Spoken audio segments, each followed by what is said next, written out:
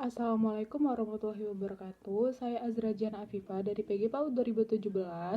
Kali ini saya akan membawakan sebuah cerita atau mendongeng dengan menggunakan media puzzle. Bahan yang saya gunakan yaitu ada kardus dan gambar yang telah ditempelkan ke dalam kardus, serta ada gunting dan ada lem. Simak ya ceritanya. Halo adik-adik, kali ini Kak Jihan mau bercerita tentang sayur-sayuran. Adik-adik mau tahu nggak ceritanya kayak gimana? Jangan lupa disimak ya. Pada suatu pagi, Mama Budi membangunkan Budi untuk mengajak Budi pergi ke pasar. Karena saat itu, Mama Budi ingin memasak sayur-sayuran untuk makan di rumah. Budi ingin sekali makan sayur. Tahu nggak kenapa? Karena beberapa hari yang lalu, Budi susah sekali buang air besar. Dia berkata kepada mamanya, "Aduh ma, aku kok susah ya buang air besar." Terus mama berkata, "Makanya nak, sering-sering makan sayur," kata mama. Oleh karena itu, pagi itu Mama Budi membangunkan Budi untuk mengajak Budi pergi ke pasar mencari sayur-sayuran.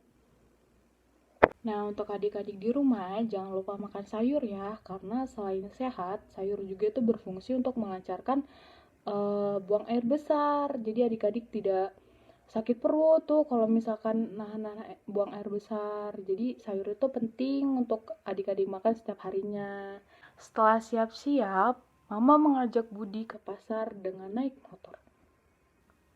Tak lama kemudian, Mama sampai di pasar sayur.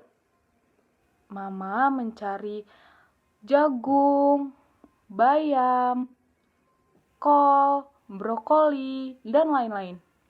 Adik-adik tahu nggak yang Kak Jihan sebutin itu sayurannya berwarna apa? Kak Jihan punya contohnya. Adik-adik lihat ya. Ini dia. Jagung. Jagung berwarna apa ya di sini? Iya, kuning. Terus tadi mamahnya menginginkan Budi makan sayur bayam. Di sini sayur bayam berwarna hijau. Ada juga sayur wortel berwarna orange. Adik-adik pasti pernah lihat kan kalau misalkan adik-adik diajak mamanya buat ke pasar, pasti banyak sekali jenis-jenis sayuran. Salah satunya yang Kak Jihan contohin tadi. Setelah sampai di pasar, Mama memilih-milih sayuran yang masih segar. Karena saat itu, Mama Budi dan Budi pergi ke pasar masih sangat pagi. Kalian tahu kan kalau misalkan ke pasar pagi itu sayur-sayurannya masih segar, buah-buahannya masih segar, ikan-ikan juga masih segar, jadi enak untuk dimakan dan dimasak. Setelah mengelilingi pasar, akhirnya Mama Budi dan Budi menemukan sayur yang ingin mereka masak pada hari itu. Seperti bayam, jagung, kol, wortel, dan lain-lain seperti yang Kak Jihan contohkan tadi di dalam gambar. Seperti ini. Setelah sampai di rumah, Mama dan Budi membereskan sayuran yang telah ia beli di dalam pasar tadi. Sayurnya dicuci bersih sebelum dimasak. Adik-adik jangan lupa bantu Mama di rumah ya.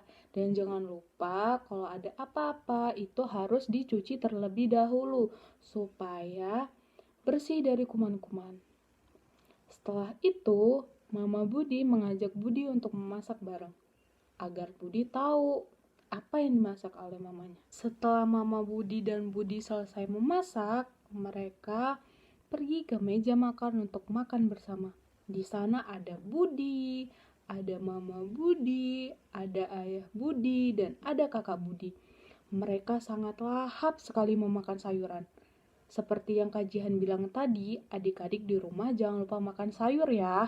Karena sayur tuh sehat buat vitamin, buat kesehatan tubuh, bisa juga untuk memperlancar BAB adik-adik di rumah. Jadi jangan lupa buat makan sayur tiap hari ya.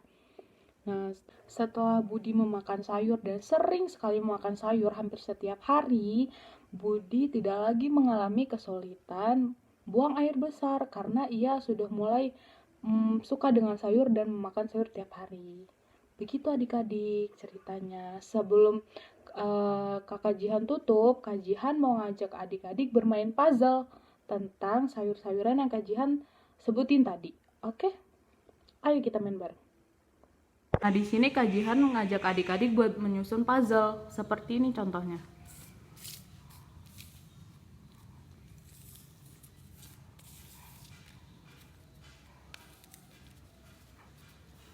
Nah, adik-adik jangan lupa niruin di rumah ya.